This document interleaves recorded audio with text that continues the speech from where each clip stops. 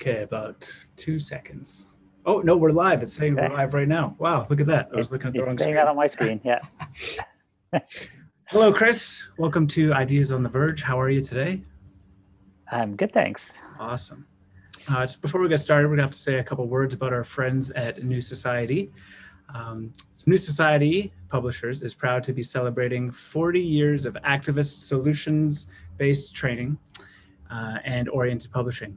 From their roots in nonviolent civil disobedience training during the Vietnam War to today, they continue to bring positive solutions and cutting-edge ideas to some of the most troubling challenges of our time. Committed to building an ecologically sustainable and just society, they walk their talk by printing their books in North America, never overseas, and all on 100% post-consumer recycled paper.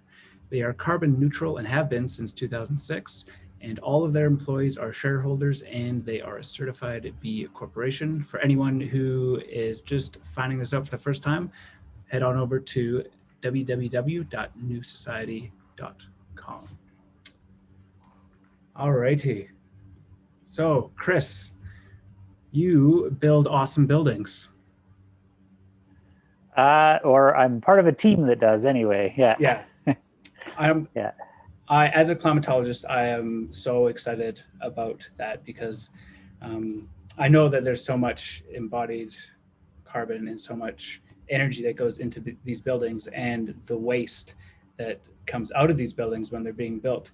And I'm super curious about what this whole process was like for you. I know in the first little bit of your book, you said you made a lot of mistakes and there were a lot of trials and tribulations. And I'm pretty curious about how you found yourself on this path and what some of those trials and tribulations were and how you overcame them. Sure. I mean, I guess the path for me started with just wanting to build a house for myself and my family 25-ish years ago. And my partner at the time and I, we'd sort of decided, that there were a bunch of things that we wanted if we were going to build a house. We wanted to do it in an ecologically responsible way. We wanted to do it ourselves. We wanted to do it without a mortgage. So, we had a whole bunch of ideas about what we wanted. And as we kind of set out to do the research on it, we realized that most of the things we were trying to achieve weren't things that we were going to be able to really find great models for, especially when it came to lots of our sort of ecological criteria.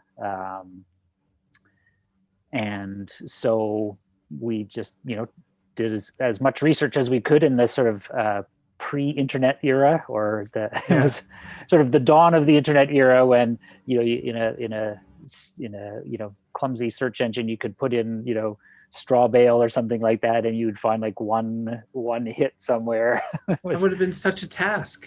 Yeah. No, honestly, we would get, we were operating by mail. Like we would find a newsletter where somebody talked about straw bale and it would have an address, and we'd write to that address, and you'd get this like photocopied, booklet in the mail. And it was definitely a different no way.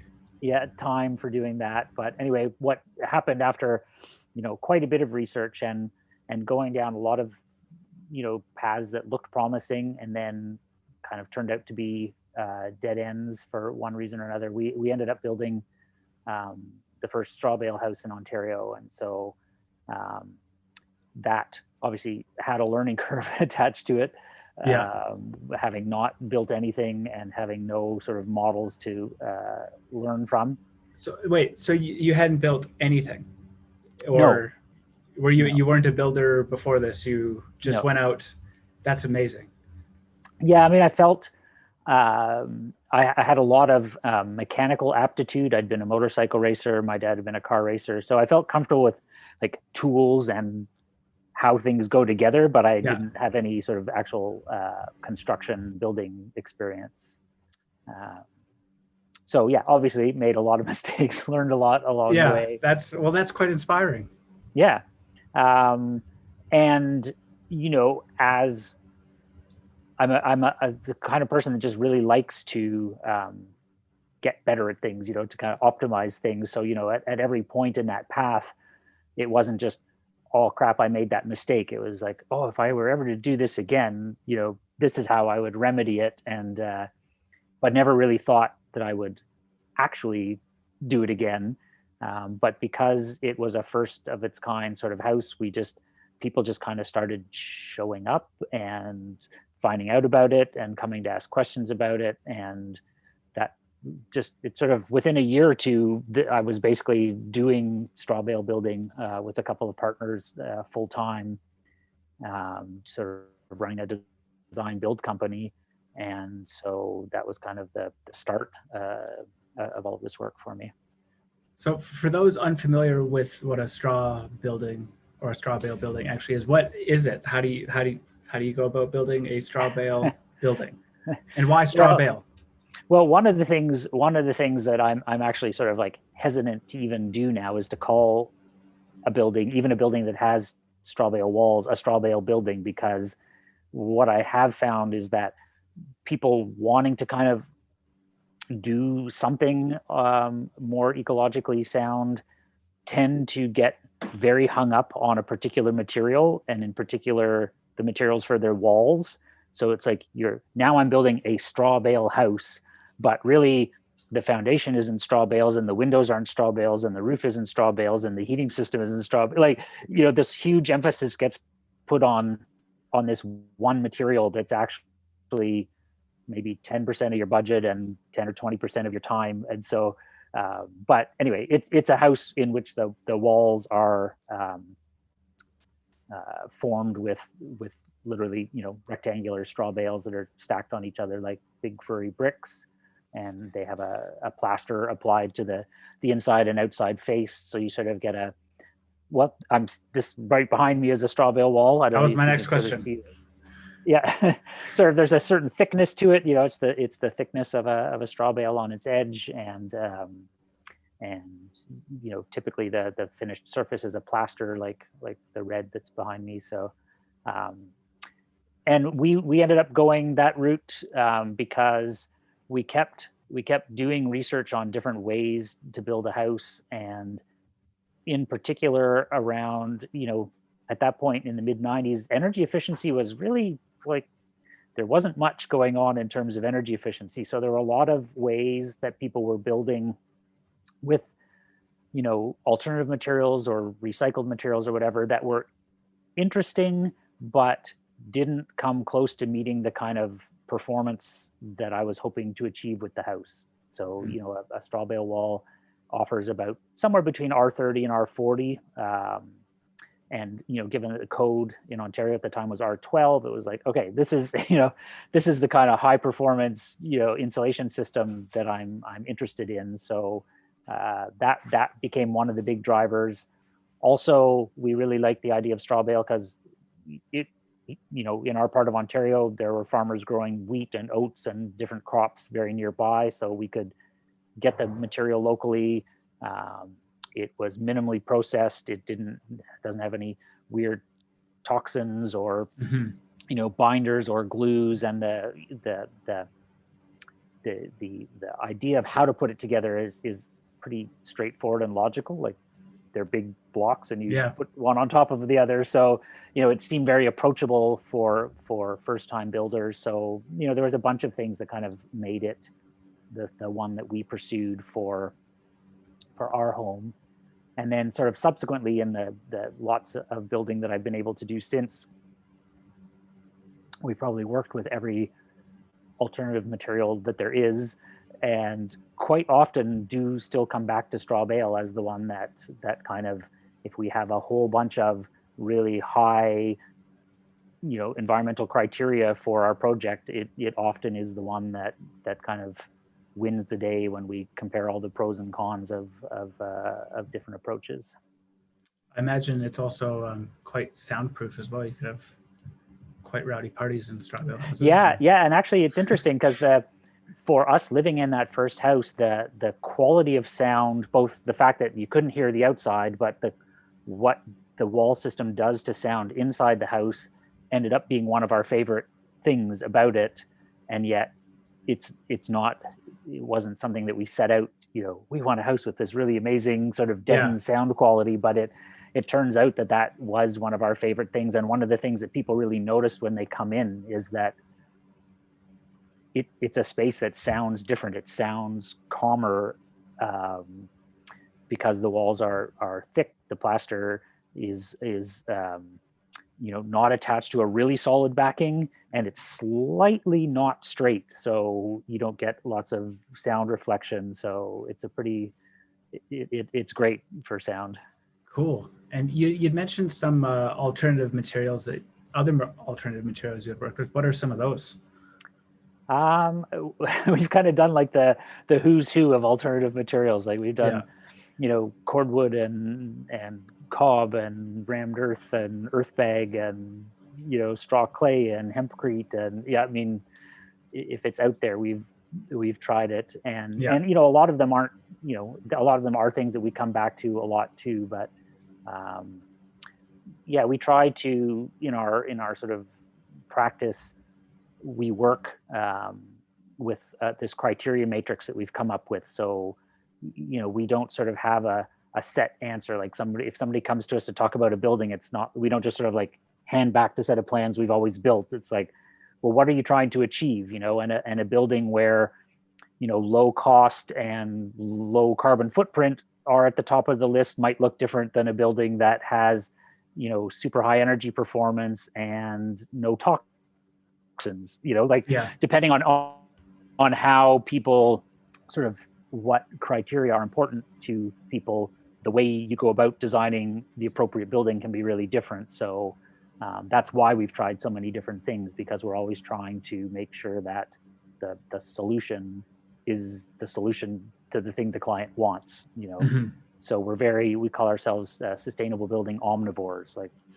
I'm not particularly hung up that the building has to be this or that, or use these materials or have that technology. It's like, what is it that we're setting out to do? And then we pick a material palette and a mechanical systems palette that actually meets those particular goals. So those goals, which are invariably decided by your environment, dictate what you buy, essentially. Exactly. Yeah. Cool. Yeah. You, in the first two, or in chapter 2 and 3 in your book, The Sustainable Home Design, which, by the way, we've got a discount code for that. Actually, I'm going to put it in the chat right now. It is, oh no, I've lost it. It is Ideas on Sustainable Home Design, and that's for 20% off at New Society Publishers. So in that book, in chapters 2 and 3, it's very goal oriented and based essentially on goal setting. I imagine these goals took you quite a while to identify and kind of create the boundaries for. So how did you come across these goals, and what was that process? And if you could talk about some of those goals that you have actually made, that'd be great. Yeah, the list of goals sort of just came from, continuously asking clients the same questions. We're trying to, in helping somebody design a building, trying to get to, well, what is it that you want? Like, what are we working towards here? And so,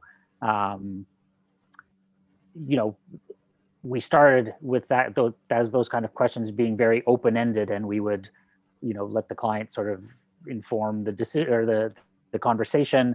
But after, a bunch of years of that, we started realizing, like, oh, we could categorize these. Like, some of these things are concerns that everybody has. And so the kind of like key, like the core criteria list we have isn't, it's not the same for everybody. And it's not like there's only, those 10 that we have, but that those ones are the ones that come up all the time. So, there's some that are really not even really from the alternative construction world, like cost. People have a budget range, and so that becomes a criteria. People have codes to deal with, and how they want to deal with the code becomes a criteria. Some people are totally fine with doing a bunch of things that are going to be alternatives to the code and going through that process, and some people want to stay within the code because that makes things easier. So that's a criteria.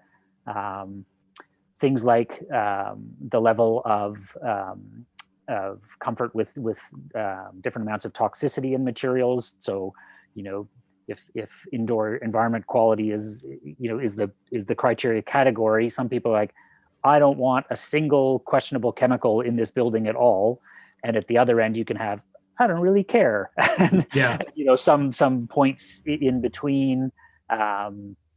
Same thing goes with energy efficiency is a criteria that we talk about a lot. So, code minimum being at the bottom end of that range, and something like, say, passive house being at the top end of that range. And so, for all of those criteria, we not only tried to identify the criteria, but we sort of tried to identify some boundaries around what does it mean to really prioritize this one, like, the example, like a passive house kind of level of performance.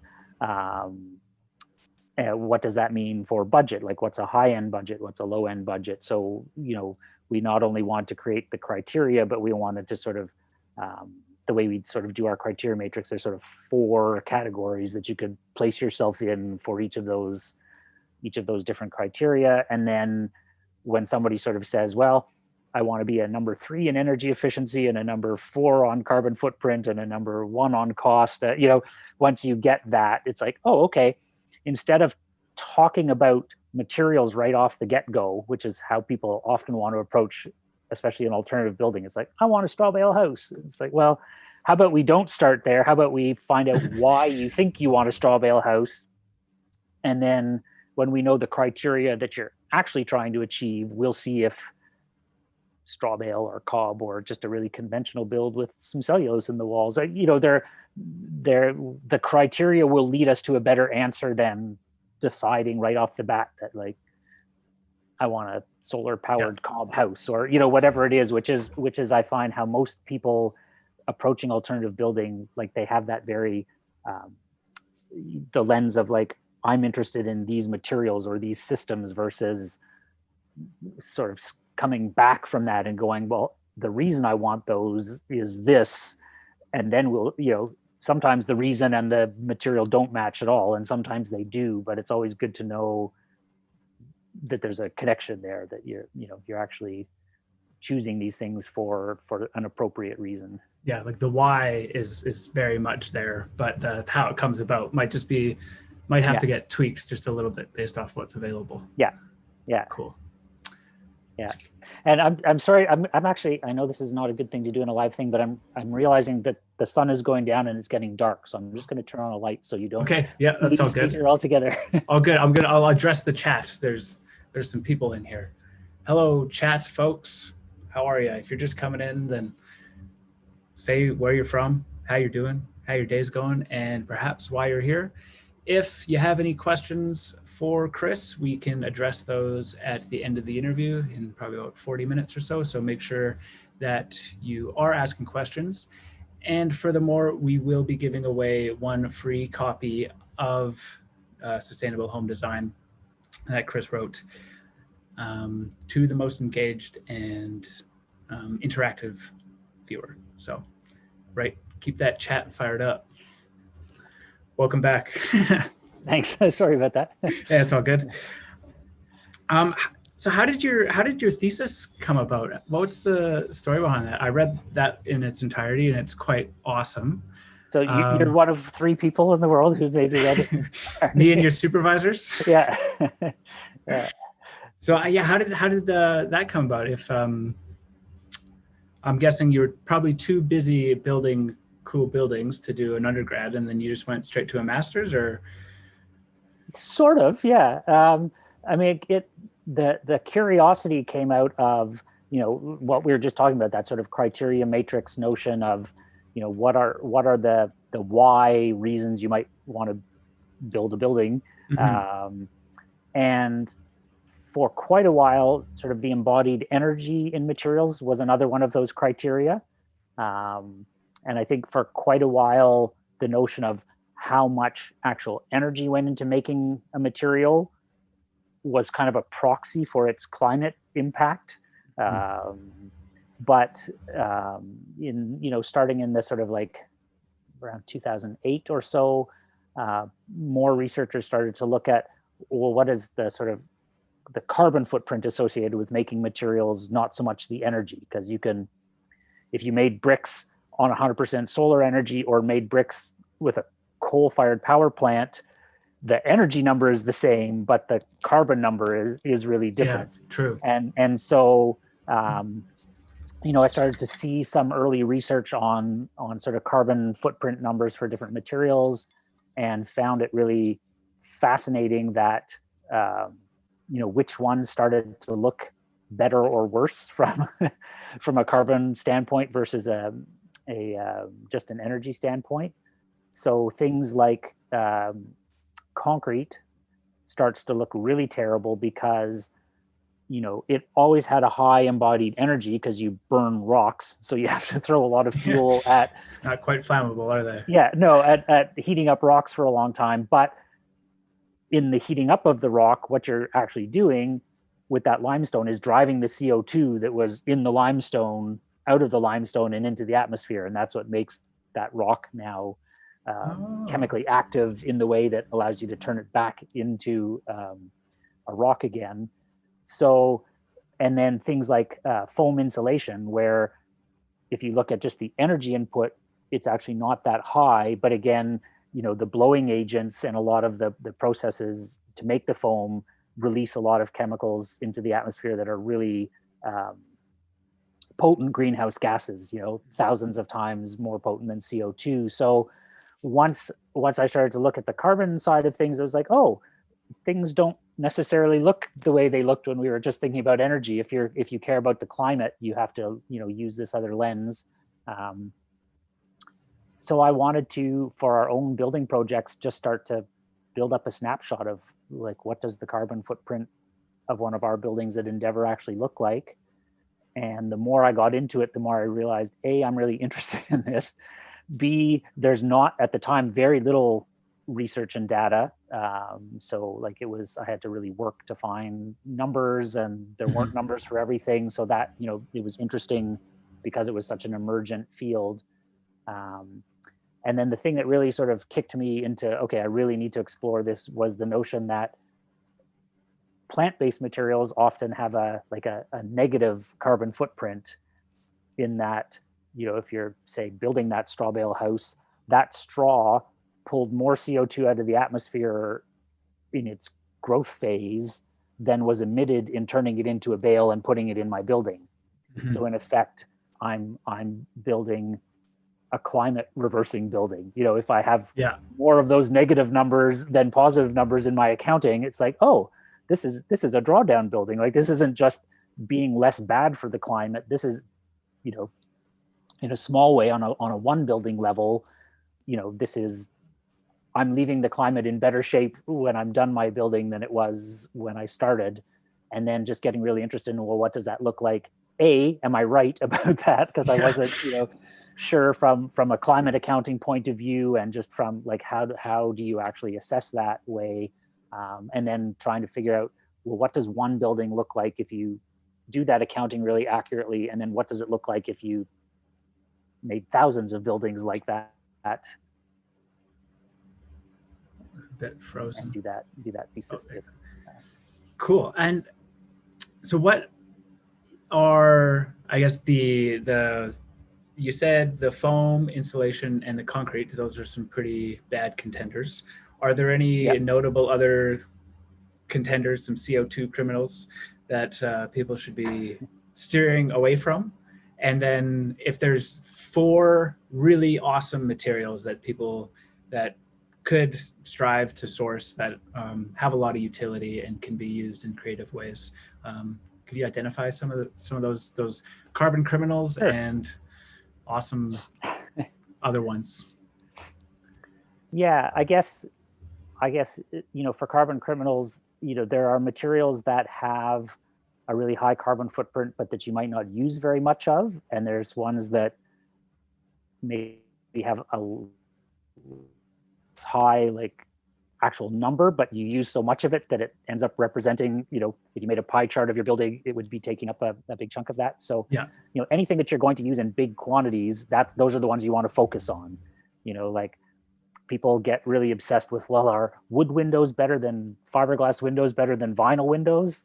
And the thing is, the amount of frame on your window is so small that doesn't matter, Yeah. but the amount of glass matters, and, the amount of concrete matters, and the amount of insulation matters, and the amount of roofing matters. So, like, the materials that you use at scale are the ones to sort of really focus on. And yeah, I mean, I guess in terms of things to be really cautious of, concrete is a big one. Often, if we look at a model of a building that has a basement, 50 to 60% of the carbon footprint of that whole building will be in the basement structure. So it's like, okay, that both says something about the material that you're using, but also that kind of design. It means that if we lifted the story that you essentially have underground above ground, you could use a whole different set of materials and have the same square footage and a dramatically lower carbon footprint. So concrete's a big one. Yeah, foam insulation, in particular, spray foam and XPS foam have a much higher carbon footprint than things like EPS foam. Is sort of like a more of a moderate range one, so it's not all foam. Metals of all kinds have really high carbon footprint, so they're ones to watch. And yeah, a lot of like plastic materials, vinyl of all kinds is relatively high. And then on the other side, the sort of ones that are, if at the very least not bad to be using, and quite potentially very good to be using, are any plant-based material. So that could be wood, especially if you know that it's coming from a well-harvested forest. And then in particular, any of the agricultural type residues, the straw, hemp, whatever the plant happens to be, flax, any of those things, or sort of materials derived from them, slightly longer cycle crops like cork and bamboo and things like that also, stack up really well. So, and the one that is the least glamorous, but in often the best one to use, we find all the time, is like cellulose insulation, ground up recycled newsprint. It's not sexy, but it's the cheapest insulation out there. It works really well. It's got a long track record, and it stores carbon, so it's tick. Yeah, exactly. Yeah. The only thing is, it's not as cool to go like, oh, I built a cellulose house versus oh, I built a straw bale house. But in a lot of ways, it's achieving all those same goals. And again, that's where that criteria matrix comes in, right? If somebody says, well, I want to do a carbon storing house that's healthy with no toxins, and I want to do it within the confines of the building code, then it's like, cool, cellulose insulation ticks all those boxes. If you want to meet all those same goals and you're really fine with going through an alternative compliance kind of pathway for your, to get your permit, then straw bale is a good one. But, if you can't have code compliance and straw bale in the same building, so, it's a matter of again, figuring out what it is you're trying to do. And if it's build a house all within the confines of the code, then that kind of eliminates some of those more alternative ones. But it doesn't mean you can't tick the carbon storing, healthy, low waste boxes at the same time. Absolutely. With regards to the toxic building materials, I mean, it'd be pretty safe to think, or you'd hope it'd be safe to think, that this code would make sure that we weren't actually surrounding ourselves with toxic materials. So what are some misconceptions, or not misconceptions, but some misguided realities about what we're actually living in and the toxic materials that are in conventional building sites? Like what would you have to look out for? Yeah, I think the misconception is that the code does anything to protect you from any of those things. The only thing you can't build with in Canada is asbestos and lead. Okay. Other than that, I could start the arsenic countertop company, and there's no rules against me making arsenic countertops. There's nothing in the code. The code official is in no way obliged to go, hey, that's not cool that you're that would get cleared. That would say, oh, yep, that's okay. There's nothing in the code to prevent that, which and that's just an extreme example, but the fact is the building code has no prescriptive language at all to prevent any toxins other than asbestos and lead. And lead only came out in 2012. So are you serious? That is crazy. That's a recent one. So I'm shocked. I love it. The stunned silence. It's like I had the same thing. And it's funny because in our codes in Canada, there's 7 objectives in the building code, and one is health. There's like a whole section of the building code that's about health, but there's no. So that the objectives have all this wonderful language about buildings and health, and a building shouldn't make somebody sick, and a building should all of these things, but nothing shows up in the prescriptive language to enforce that. So that's how it is that we end up with indoor air quality that's sometimes 10 times more polluted than the outdoor air quality, because there's no upper limit on VOCs. There are no limitations at all to do with chemical content in buildings. Wow. There's all kinds of voluntary compliance things you can do, but the building code says nothing about it. Like you could literally just dump toxic waste, into a new building, and like nobody is obliged to say that's not good. We're not going to give you a clearance to do that. Like that. Yeah. Yeah. So for all I know, these walls could be built from radioactive waste, and I'd have no idea. That's right. There's no protections, civilly you could go after the company that did that, but the building code has nothing to say about that. Incredible. So what are some common materials that are toxic that we are surrounding ourselves with, other than obviously lead and asbestos, because those are the only 2 things in the code? Yeah. It's kind of almost like a sickening array of them. The biggest ones are volatile organic compounds that are off-gassing from, in particular, glues and adhesives, and like surface finishes. So, paints, stains, clear coats, and then the sort of composite materials, the OSB and the MDF and the stuff that's glued together. There's no regulations on what the VOC content of that stuff can be. Again, people are sort of surprised to find out even no VOC paints, that no VOC designation has nothing to do with human health. That was a California regulation to do with smog. And so to make a paint that claims no VOCs, all it has to have is no VOCs that cause smog. It can have all kinds of VOCs that hurt human beings, and you can still put a no VOC label on the paint because that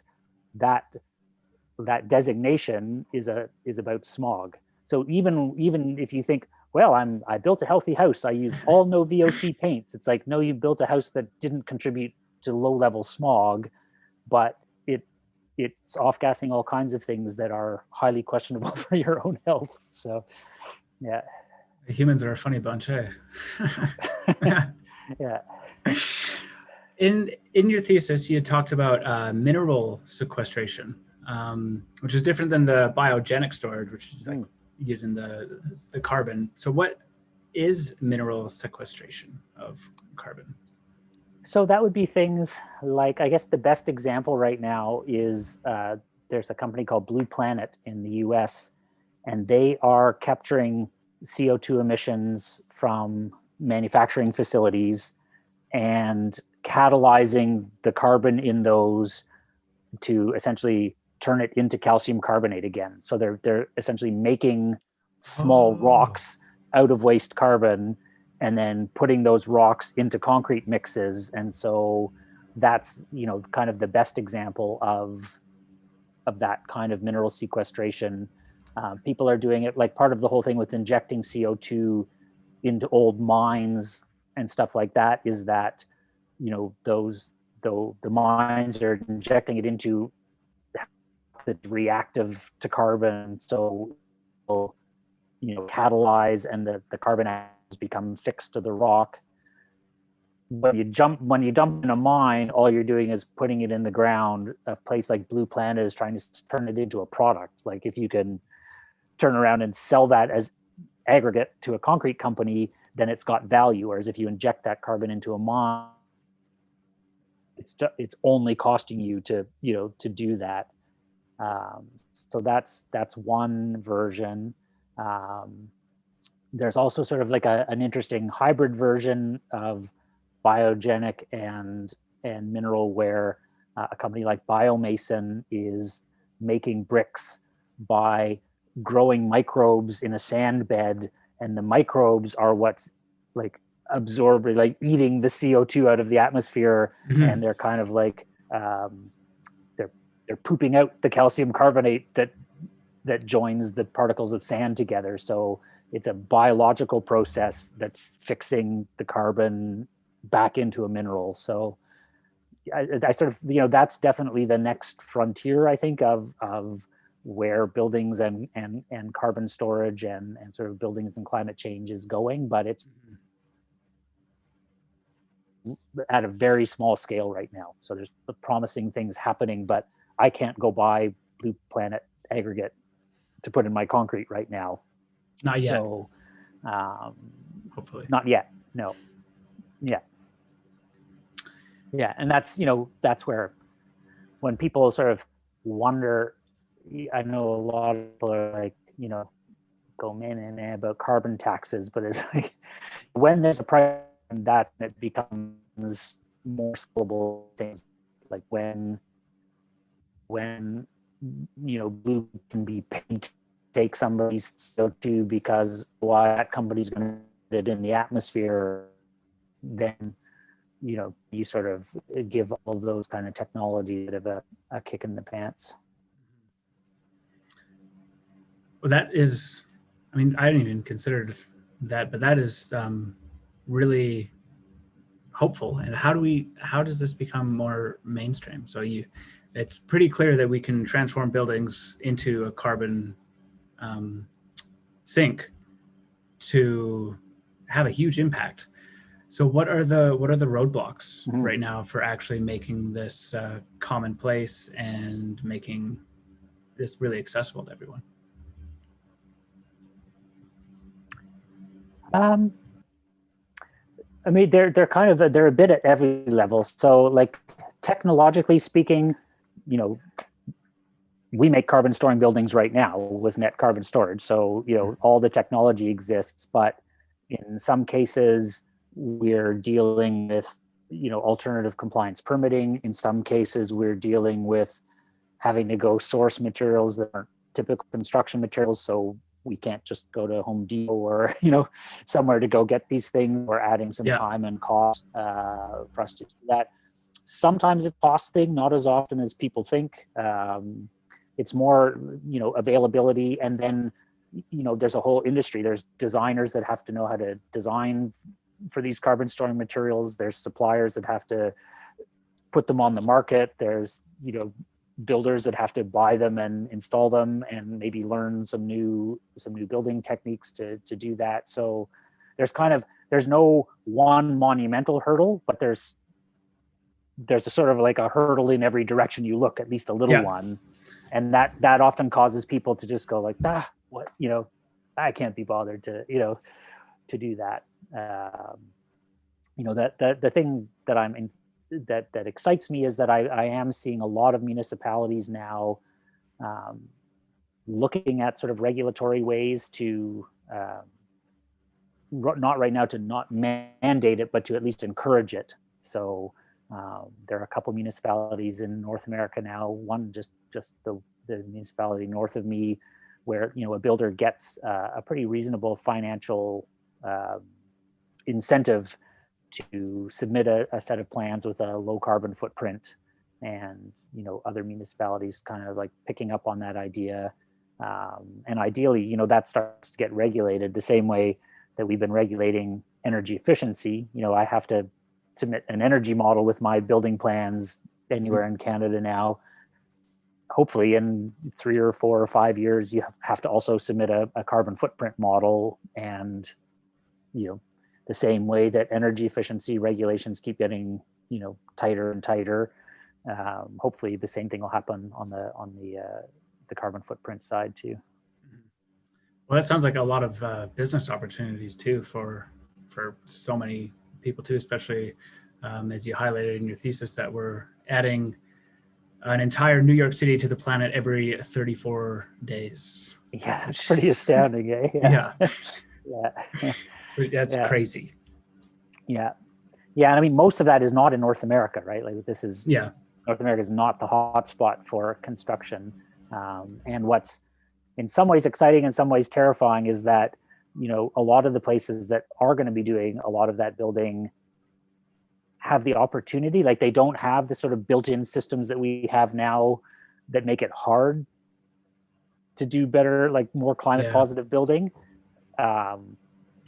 So, there's the potential for them to just kind of start from that point of view and bake that right in. However, the sort of default is going to be to take the sort of cheapest and most accessible of technology from the rich world, impose it in developing places.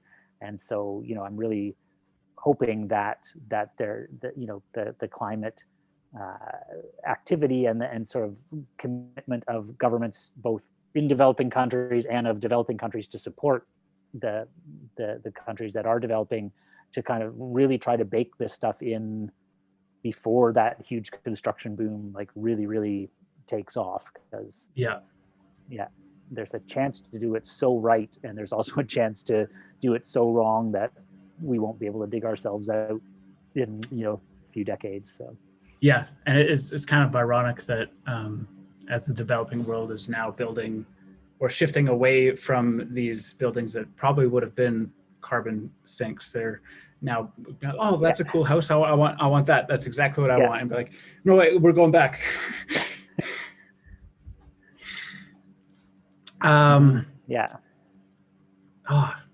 So I'm just trying to I had a bunch of questions here. Oh, this one is actually one that I'm particularly interested in. You, in a previous interview, I can't remember with who it was earlier this year, another building company, you talked about mycofoam. And what is mycofoam? It's just how are we going to start implementing mushrooms into our fungi into our buildings? There's quite a few people experimenting with it. There's a company called Ecovative in the US. It's their material that we've used on a couple of our projects, and it's essentially using a like a hybrid mushroom that's been sort of developed to grow maximum root and hardly any actual mushroom, like no fruit, kind of all root, no fruit. So it's just mycelium, that's it. And then essentially what they're doing is taking chopped up egg waste, so chopped up straw, chopped up hemp, chopped up whatever, and inoculating that with these spores, and then feeding it flour and water, and letting essentially the mycelium becomes the glue. So you've got initially a tray of loose straw material, you let the mycelium grow, and now you have a surprisingly solid but extremely lightweight block, and it has almost all the same performance properties as foam, like petrochemical foam, in terms of its density, in terms of its R value, but it's 100% biological, and you're storing both the carbon that was in the loose material and then in the mycelium itself, in a sort of no waste, no like the inputs are very minimal. You're not heating or chemically treating or doing anything like that. You're just allowing that natural process. The stuff that we grew took 5 days, so we put the stuff in the form, we gave it the food and water, we covered it, and in 5 days we pulled the cover off and we had our insulation. So No way. yeah. That is so cool. Yeah. So mushrooms are so neat. Yeah. So back to the embodied carbon in buildings and how detrimental that is and how we need to address it. How, or even if are there any steps going forward? Like, is there any behavior by politicians that's saying, okay, this is something we need to start considering, or is it still very much in the background? Like they don't really know, it's not being addressed? It's surprisingly, there's quite a bit going on. So the city of Vancouver just announced that they were going to be implementing a 40% reduction in embodied carbon in building materials by 2030. There are some other cities around the world making those kind of commitments. There are the incentive programs in a couple municipalities that I talked about earlier. We're just about to release an embodied carbon calculator for residential buildings that'll be coming out early in the new year, so that at least a builder, a designer, a homeowner can easily calculate and sort of see what the carbon footprint of their building is and see how swapping out materials for one another would affect that. I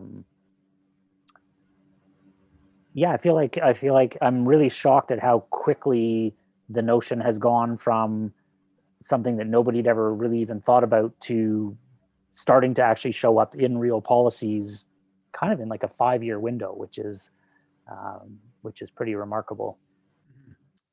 Well, good on you for being at the front of that. That must feel pretty good. Yeah, I mean, there's a lot of people yeah. pushing in that direction, but I do feel lucky that I kind of like stuck my head in that door right when it was getting going, and have been able to kind of be surrounded by really interesting and productive colleagues who are really pushing this really quickly. And I think part of that comes from the fact that as people started to actually add up these numbers, it's kind of jaw-dropping. Like that's what happened to me. That's what got me into looking at it. I started adding up. I was like, really? Like a building can have 400 kilograms of emissions per square meter of floor area? Like that's nuts. Like that's like 10 of me in carbon emissions per square meter of floor. Like that, when you start seeing those kind of numbers, and then you start going, oh, we build this many billion square meters a year, and like so I think part of the reason it took off so quickly is because people are like, oh, this is a big and unrecognized part of the problem. Like we kind of missed the boat on this one, but we have to pay attention to it. And so it has developed really quickly because of the scale of the problem. Yeah. Incredible. In your thesis, you identified 2 factors which are critical in characterizing the climate impacts of different biogenic materials. The first one is the net regrowth of plants and the period of storage before the biomass re-enters the atmosphere. And the second is the different biogenic materials and their behavior with regards to carbon storage. Could you go into depth a little bit more about those 2 features? Sure. Yeah. I mean, I think the one that well, I guess they all matter. The speed of growth is important because if you compare, say, a tree to straw, the tree is pulling carbon dioxide out of the atmosphere, but it's going to have to do that for 40 years, 50 years, 60 years, can debate harvest times, and it depends where the tree is on the planet, but a long time, decades, it's going to do that. So when I finally cut down that tree to put it in my building, the carbon it's containing is, goes back from when the tree first started growing until now. So, it's hard to attribute all of that carbon storage to, today's values when it, it spans that whole value. And also with a tree, we didn't necessarily have to cut that tree down, right? Like if we weren't using wood, we could just leave it alone and it would grow for a bunch more decades and store a bunch more carbon. And then even if it falls down, it can take 50 years, 100 years for all of that carbon to end up back in the atmosphere. So, you've interrupted that process. You've cut down the tree. You may have released a bunch of carbon from the soil in doing that, which we're not accounting for at all right now. And then I've taken the tree, and probably only about half of that tree is going to make it into my building. And the other half is bark or sawdust or like offcuts that usually go back into fueling the kilns at the lumber mill. So half the carbon that's stored in my building is really only offsetting the other half that got released in putting that carbon in my building in the first place. So it's really hard to say, wow, we really helped solve climate change by putting wood in this building. Whereas if we're looking at something like straw, say, well, we were growing that plant already. Like we want the seed that we're going to eat. We're growing, hundreds of millions of acres of these plants every year. The stalk part, we tend to, depending where you are in the world, you either burn it and send it right back to the atmosphere, or you make a big pile of it and let it molder, or you use some for your animal bedding and it goes in your compost. And, most of that carbon is going to return back to the atmosphere very quickly. And you're going to plant the straw again next year, the grain again next year in the same field, and you're going to grow that carbon. So if we can take the part of the plant that we're not currently using, and instead of returning that carbon to the atmosphere, stick it in a building, then you can say, okay, that's contributing to changing the carbon balance, between the atmosphere and the planet. And if you just take grain straw, so if you just look at sort of like wheat, oats, barley, rye, things like that, across the world we grow 2 billion tons of straw every year to grow that grain. That means that those plants have actually pulled out of the atmosphere the complete amount of transportation emissions we put into the atmosphere that year. So everything from all our cars, planes, boats, everything has been drawn out of the atmosphere by the grains we've been growing. Yeah.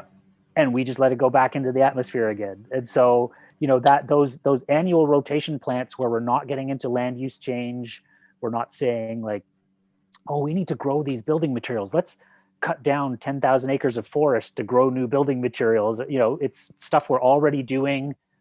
We could be doing it better, but we're already doing it. So, those kind of materials where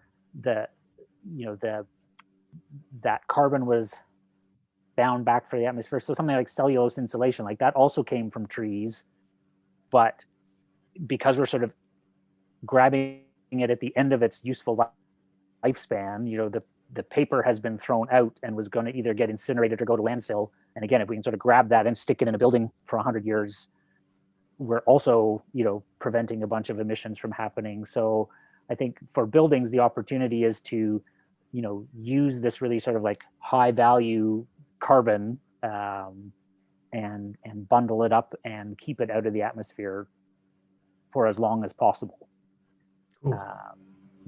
And then that the length of time that we can keep it, out of the atmosphere is really important too. So for me, a big part of trying to encourage more building with biogenic materials is to also figure out how do you extend the lifespan of that carbon. So it's one thing to pump a bunch of cellulose or straw into a wall, but if at the end of however long a building ends up lasting,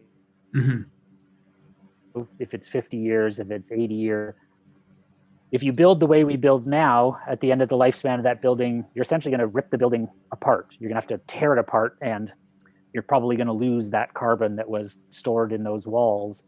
But if you can build those walls and floors and roofs as components, then at the end of the lifespan of that building, you unbolt all those pieces and you take that carbon to another place and you put it in another building, right? Like, Yeah. So that, you know, if you build kind of for disassembly in that way, you can give that same carbon that you've taken out of the atmosphere 2 or 3 buildings worth of lifespan really simply versus 1 building's worth of lifespan. So, you know, I think there's a whole bunch of things that could ideally come together where we don't just sort of address the problem in the shortest term way possible, which is what humans are really good at doing. But you go like, super good.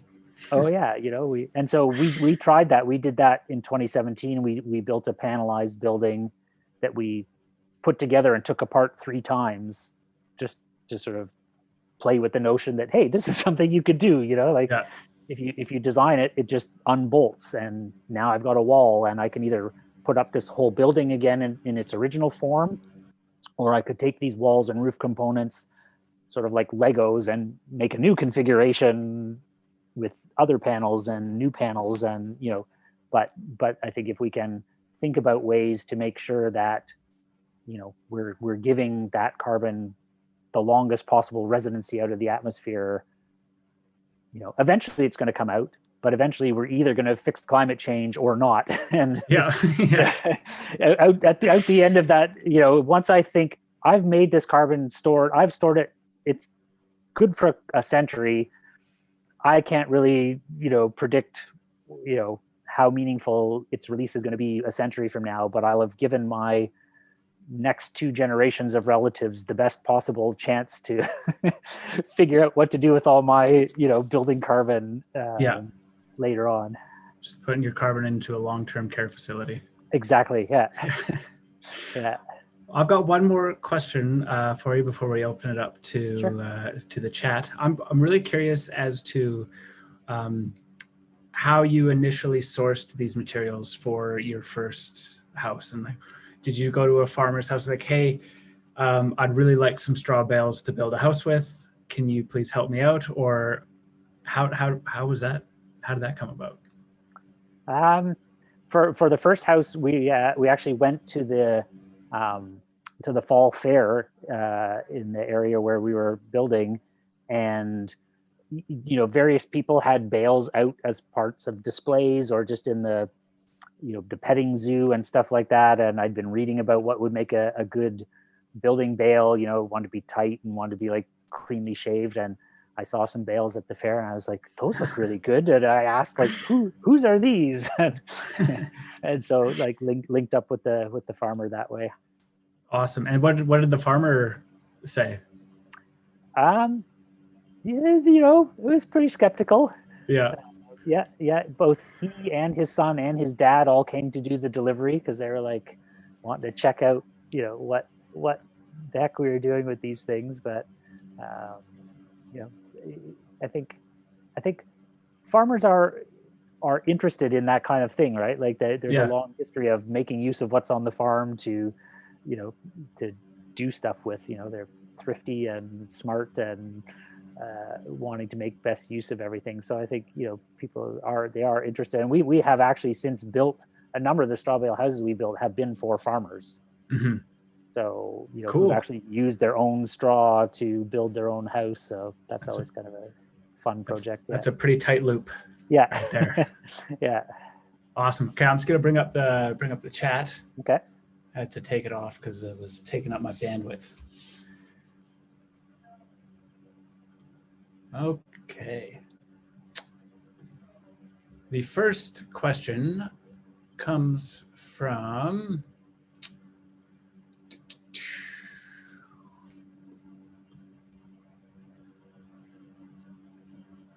it's going to be from James Saunders, I reckon. Question: in the case of a retrofit, is it best to isolate any toxic and hazardous materials within a building instead of landfill, adapting around the iterated building?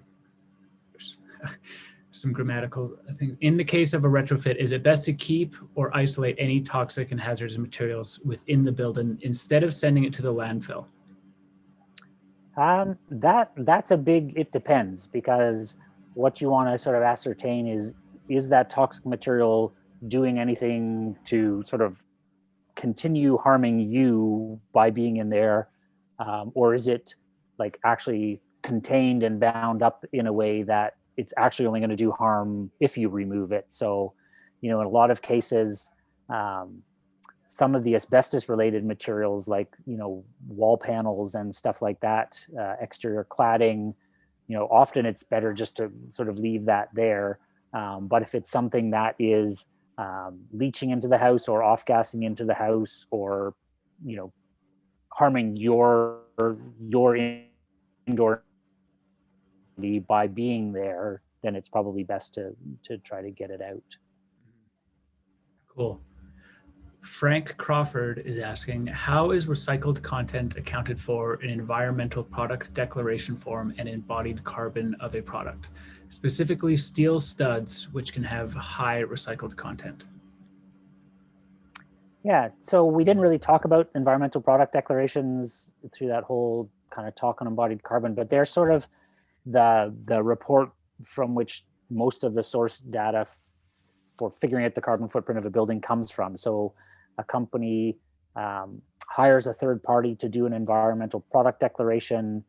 And so in the case of steel studs, the person doing that study would go to the facility, track all the incoming material and find out sort of where it's coming from, how it's getting there. They would track all the sort of energy use and emissions in the facility, and then out the other side, the packaging and the sort of transportation from the factory onwards.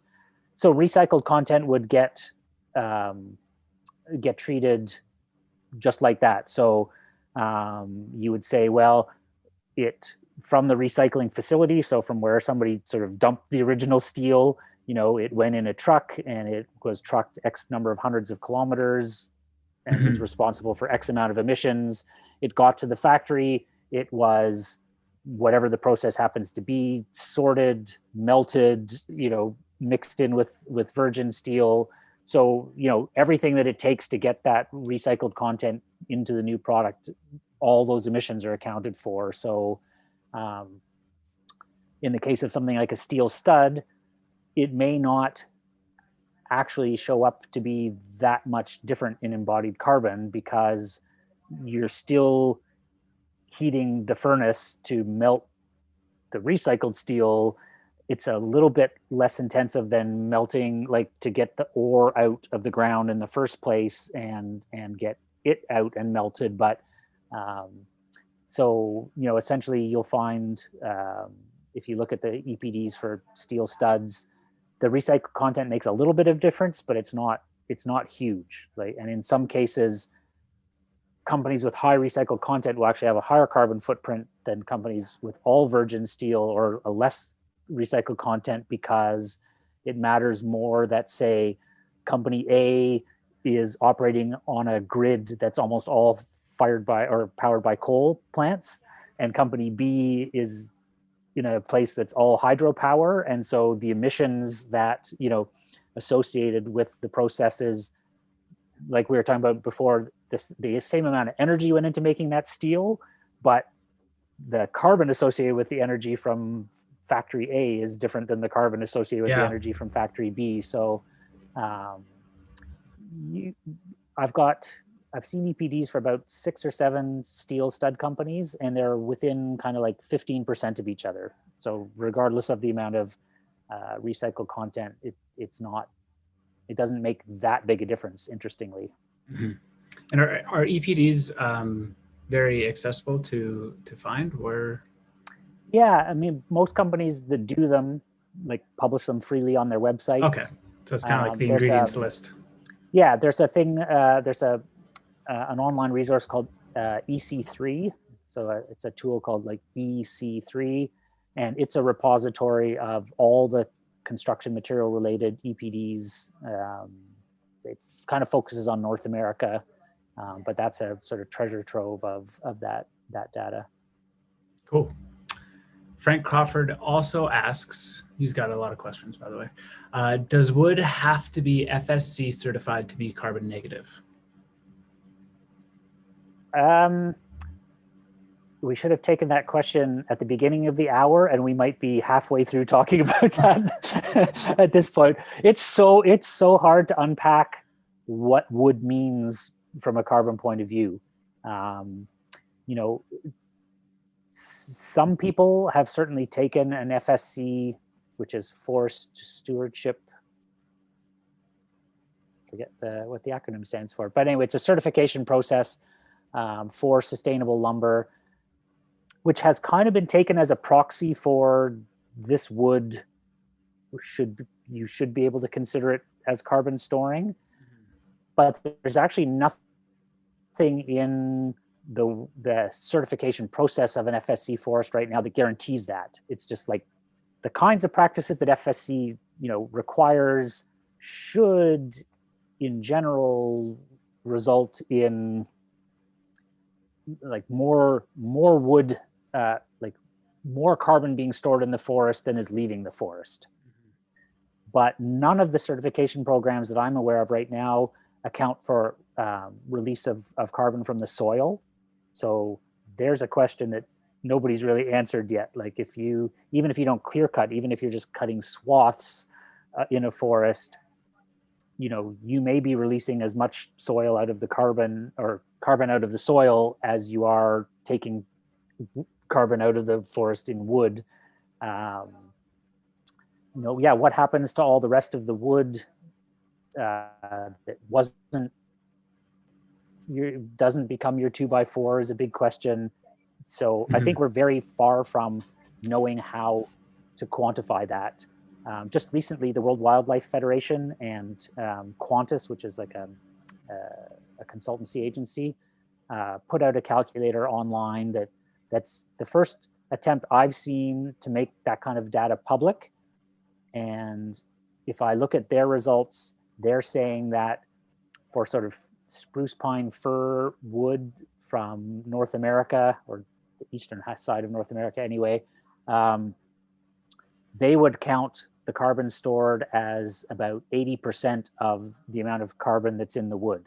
So not a 1-to-1 ratio, but like a 0.8 ratio. So if I'm saying I've got a kilogram of carbon in my 2x4, then they'd say, well, in your carbon accounting, you should say you've stored 0.8 kilograms. So still 0.2 that have... Yeah. That's sort of like lost to the whole process. And their data gets more refined. Like it's the species of tree when it's cut. Like there's lots of variables, but in their sort of general analysis for softwood, it was about 84%. I wonder how many emissions go into getting all that data.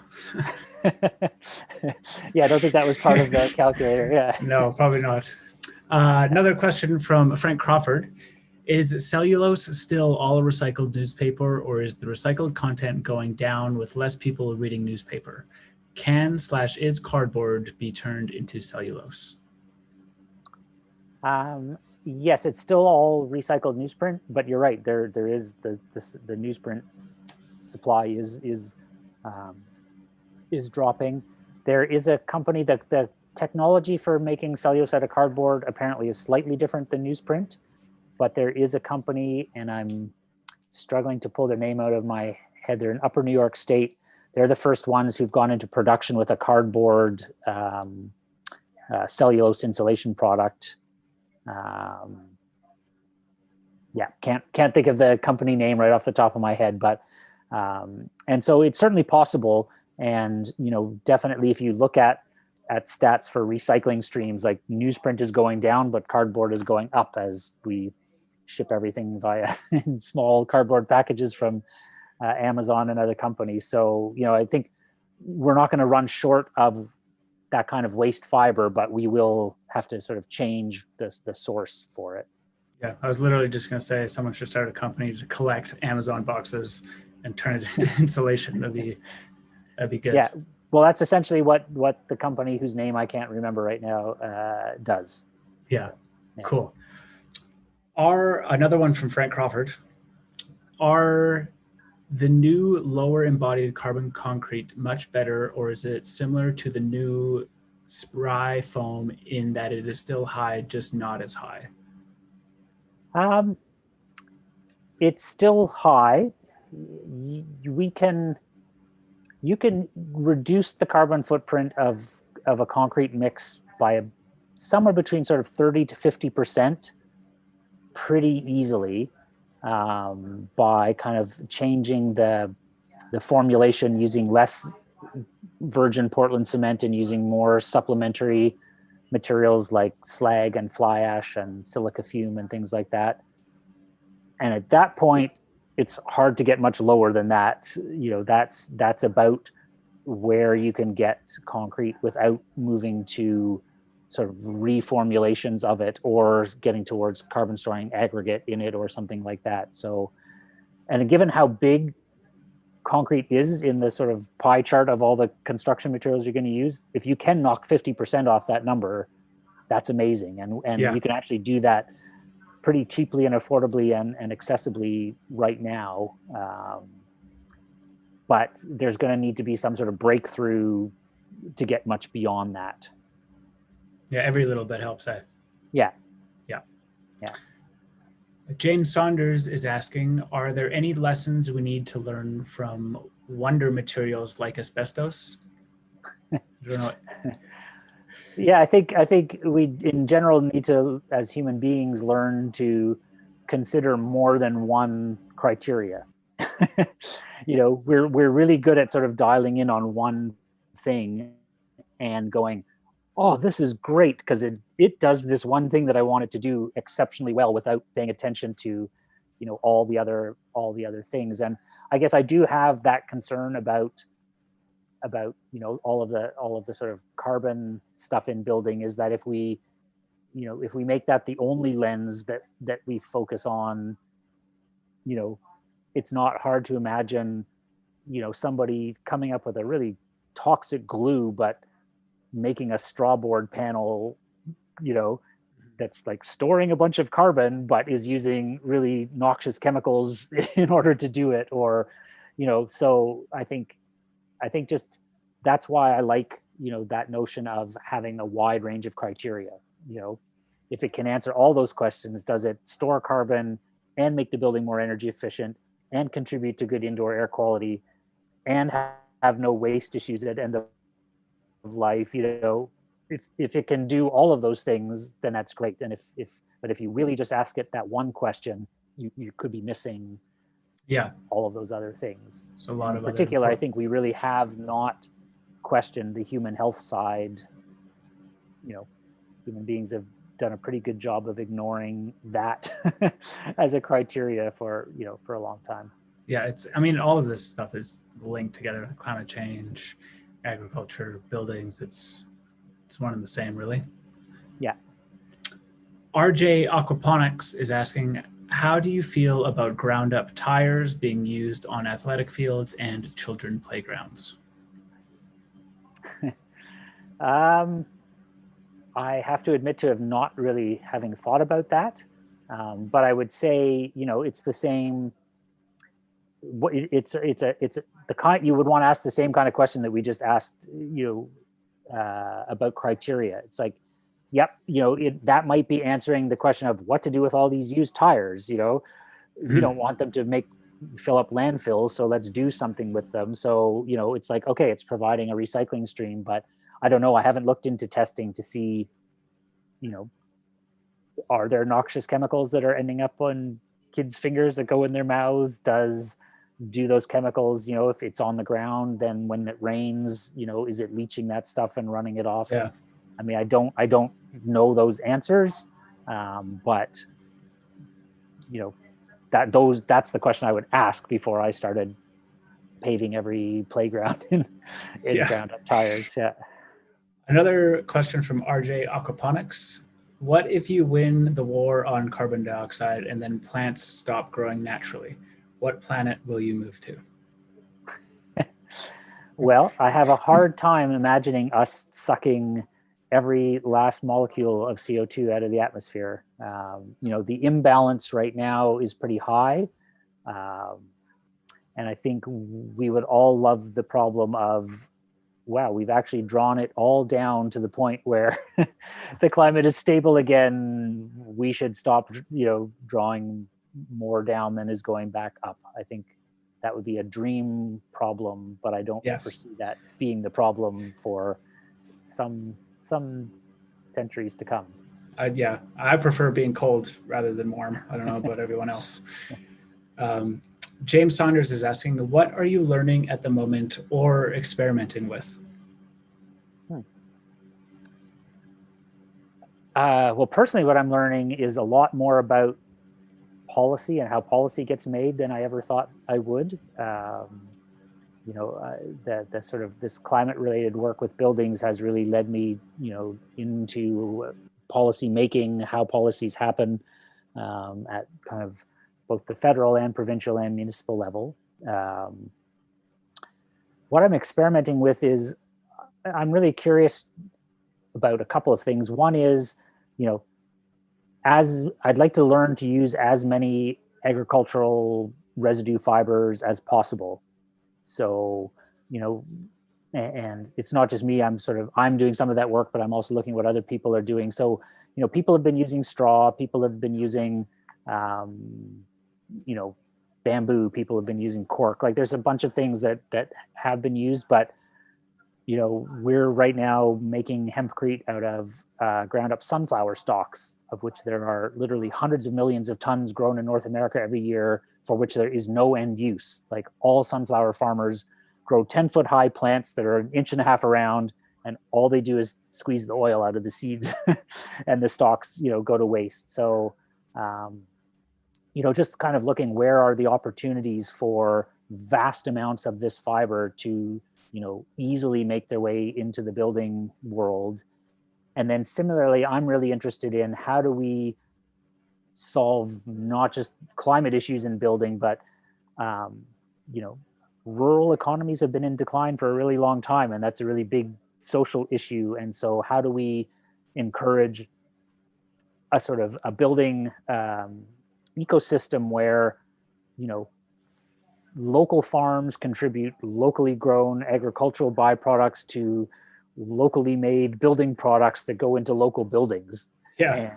And all of that stays, within a region, and people get good quality jobs and make good quality buildings and sort of support that whole ecosystem along the way. Because I don't think, we might solve a carbon problem if, the huge manufacturers of building materials get into, say, making straw panels. But if you're, trying to follow that model of there's 2 straw factories in all of North America, and we ship all the straw from, halfway across the continent to that factory, and in a really automated and pollution intense way, crank out these things that then have to be shipped and distributed across the rest of the continent. That's not really the model that solves the problem. It's again, that sort of, it might be solving one thing, but what I'd love to see is, how do you encourage co-ops where, local farms and local manufacturing and local builders and local architects are all, part of that same solution. And there's some really interesting things happening. My colleagues at New Frameworks in Vermont are starting to build a straw bale wall, prefab wall factory. And they're working with a consortium of organic farms in their region, and looking at having the sort of migrant workers who work on the farms, but who can only work for half the year on farms and then don't have employment or have to leave the country. The other half of the year, now they're going to start making these panels. And now there you go. Like now you've made, kind of this really great, more inclusive closed loop kind of system where you're not just solving a carbon problem in building, but you're solving like a whole series of problems. The farmers start to make more money. The migrant workers can work all year round. Like it sort of builds on itself. Tech. Yeah, exactly. Yeah. And so, can we sort of stack these solutions? And I think, we build so much that building materials and builders and buildings and the people who supply them are a big chunk of the economy. And we, there's this opportunity now to kind of encourage a different way of approaching that, where, you can cut out a lot of the really expensive middle people and transportation elements and try to bring it, tighter and more regional and more economically viable for everybody in that region. Yeah, amazing. T is asking, has anyone rigged up a compost heating system? Would a water-based radiator setup be practical? It's the next project on my list to heat the ground level of my home. Do you have any tips? I don't have any tips. I mean, I've seen a couple systems. I have a colleague who did it here in Ontario. It's not a ton of heat, so you would want to be doing the modeling carefully to make sure it's worthwhile. The colleague who I know that did it about 20 miles south of here, and their compost heap is, they're importing the raw material for their compost, so they're getting a lot of waste wood chips and sawdust and stuff like that. And their compost heap is, I'm guessing, about 150 feet long and maybe 30 feet across and 10 feet high. And that system provides enough heat to do about half of their annual heating needs. Oh, wow. In a Canadian climate. So it's not nothing, but then also as the active compost, like as it stops being as active, they have to build another pile. So it actually takes having 250 foot by, so it's doable, but you're not going to realize a ton of heat, and you're going to need a lot of ground space and a lot of pumping action to move a fluid through that. So I would say do it if the challenge is fun, but I don't think it's going to be like a sort of practical breakthrough where it's like, well, this is what we should all be doing, because we actually don't all have access to, multiple tons of composting material that has to get trucked into our yards and then trucked out of our yards. So, but it's,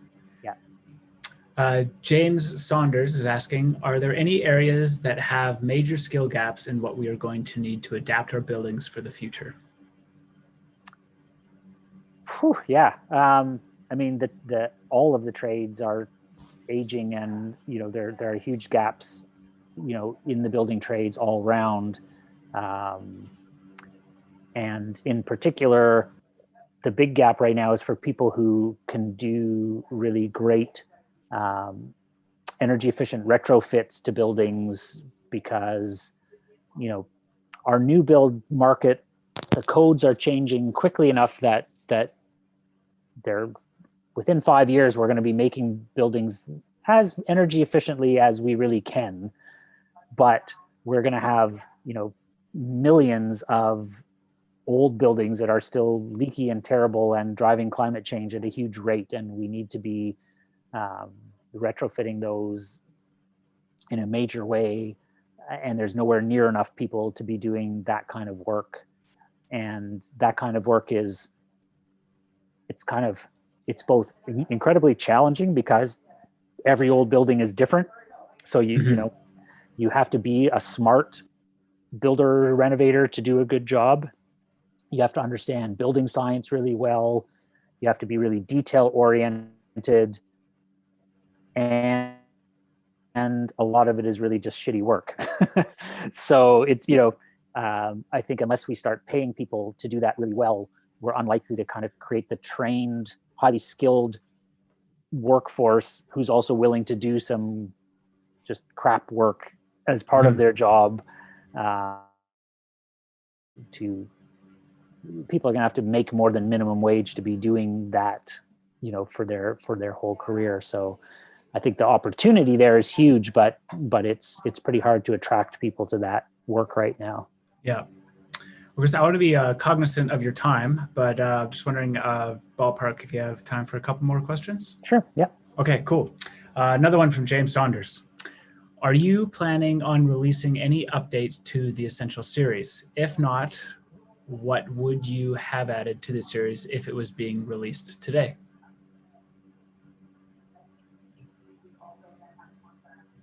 So yeah, there's a green roof title that is the manuscript just finished up, and it'll sort of be going into production shortly. There is a cob title just getting underway. So there's those two coming for sure. There's a few others that we're sort of talking about. Obviously New Society has gone through or is going through the same pandemic we all are. So I think there's certainly questions, about everybody's business model about how many more books there could be, but I can see the potential for a few more titles. I would love to see one on sort of natural paints and finishes. I'd love to see that too. Yeah, that would complement the plasters one really well. So yeah, we're sort of like still scouting authors and titles, but those two are definitely forthcoming. Cool. James Saunders, again, what are the bottlenecks to the buildings we need for the health of us and the health of the planet we live on? Is it just thinking what is going in the mix to bake the cake? I think there's certainly a big part of it that's in the cake mix for sure. Like, acknowledging that some of the things that we've told ourselves aren't toxic actually are. Touching on that earlier conversation we had, if we actually acknowledged any kind of precautionary principle where we decide not to put things into our buildings until they've been proven not to hurt us, instead of waiting to prove that they have hurt us, and then they're in all the buildings and you can't do anything about it anyway. I think that, that would go a long way to sort of addressing the cake mix thing. But yeah, then I think that what we were just talking about with, trying to build that ecosystem of, the raw material suppliers, the sort of manufacturing sites, and the builders kind of being, addressing what that means to our society versus just what's the quickest, cheapest thing that we can buy and get onto a Home Depot shelf, so that it can be sold by the hundreds of millions of board feet a year kind of approach to things. And that's a reflective of how, how we've kind of developed not just the building industry, but sort of all industries that sort of like highly extractive, profit maximizing, ignore the impact on people and the planet. That's the trajectory we've been on. And I think there is a really great way that we could rethink how we do buildings. And by becoming more carbon conscious, to me, that's what sort of opens up that door. Like, I'm really keen on buildings as low carbon and carbon storing things, but I'm also maybe even more keen on how a shift in that direction opens up all these other possibilities where, the carbon storing side is sort of like the cake mix part, but then it's sort of the rest of the that whole ecosystem of how we sort of interact with materials and extraction and manufacturing and installation and all of that's really exciting. Awesome. The last question is from myself. All right. So in a hypothetical situation, you have just been made the Minister of Education, and it's your job to to have everyone who's graduating from high school read 3 books. Which books are they and why? Wow. Or which books have helped influence you the most to do what you're doing?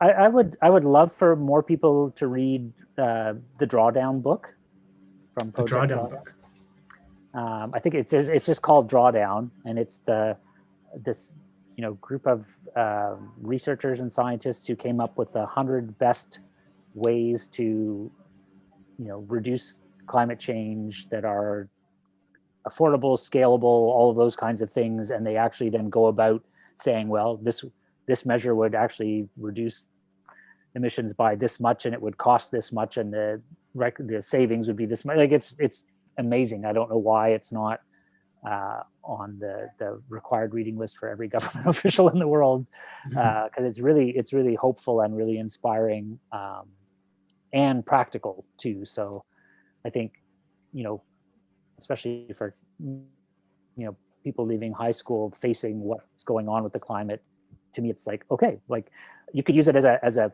I can now pick what career I want to go into and how I'm going to go about addressing this, because there's everything from, they found that educating girls in developing countries is, I don't remember the number, but I believe it's in the top 10 of ways, like actual measurable ways that we would reduce climate change is through educating girls.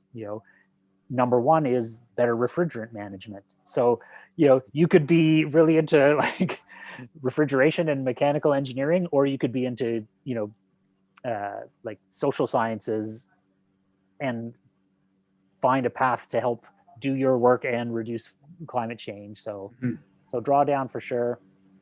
I read a book in my really early 20s called The Life of the Automobile.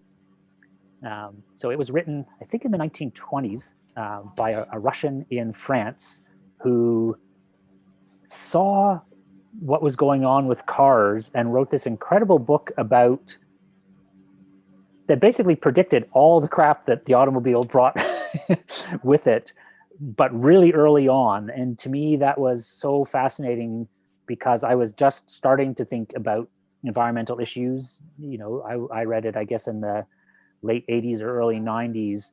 And just to go, wow, here was a systems thinker, almost a century ago, who literally said, we're doing this thing with this new invention, the car, and it's going to spill over in all these ways. He's like, think about what's already happening with the rubber industry and how we're having to exploit people in third world countries to get enough rubber to make these tires for these things. And he's like, already like X number of people have like died by being run over, and like just in so many ways just kind of documented what this like exciting new invention was actually going to mean. So to me, that's a very it was just a really good book, because it's like, oh yeah, this is how we need to systems think about all of our great inventions and solutions. We have to not just say, cool, I can get from here to there fast, and easy, but it's going to have all these spillover effects. So that would be a really good one, I think. Can I stop at 2? That's all I can. You can stop at 2. That's great. Yeah. Awesome, Chris. Well, thank you so much for joining me today. Yeah, it was I had a lot of fun talking to you and hearing about what you're up to. I'm gonna have to say, James Saunders, if you want to send me an email at mitch@vergepermaculture.ca, we'll sort you out with a copy of Chris's book, Sustainable Home Design. And thanks again, Chris. It was a pleasure, and I'm sure I'll be seeing you in the future. Yeah, and thanks to everybody who was listening, because absolutely. I had a good time. I hope it was informative and fun for other people. Speaking of informative, where can people learn more about you and what you do? 2 places. You can go to buildersforclimateaction.org, and that's where I'm doing all my work on sort of carbon related stuff. And endeavorcenter.org is the school where you'll find all our building projects and blogs on all the materials we use and all of that kind of stuff. Awesome. Cool. Well, thanks, Chris. We'll see you in the future. Okay. And have fun till then. All right. Okay. Thanks. All right. Bye-bye.